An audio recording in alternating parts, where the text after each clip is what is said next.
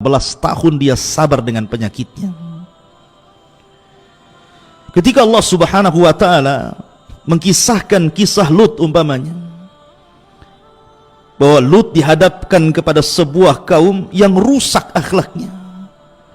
Tidak ada kaum serusak kaum Sodom yang Lut diutus di situ.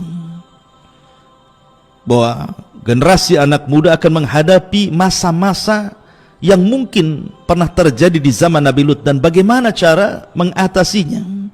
Maka Allah kisahkan. Ya.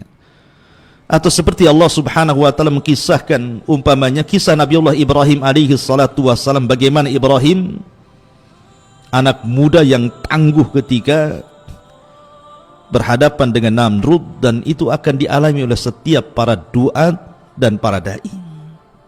Dan begitu seterusnya, artinya bahwa tidak ada yang tidak ada pelajarannya ketika Allah Subhanahu wa ta'ala mengkisahkan para nabi, terutama kisah Nabi kita Muhammad sallallahu alaihi wasallam.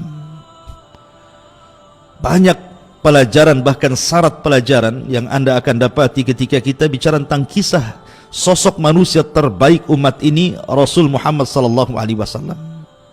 Nanti saya akan uraikan kisah-kisah, pelajaran-pelajaran khususnya untuk membangkitkan generasi anak muda di zaman sekarang, bagaimana menghadapi fitnah yang sudah menyebar di tengah-tengah kita. Ma'asyiral muslimin yang dimuliakan Allah Subhanahu wa ta'ala,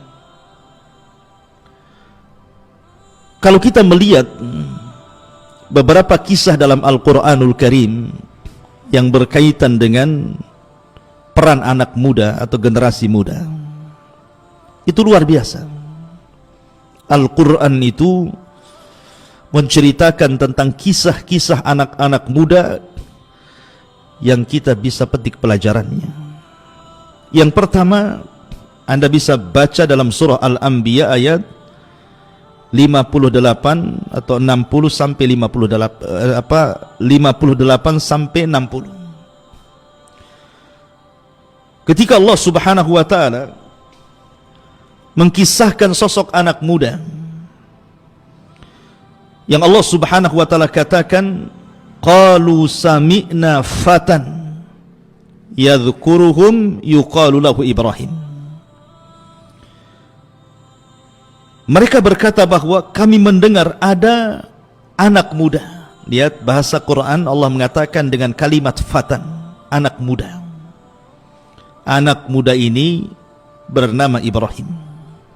Maksudnya Nabiullah Ibrahim alaihi salam. Nabi Ibrahim alaihi salatu wassalam adalah anak muda pemberani.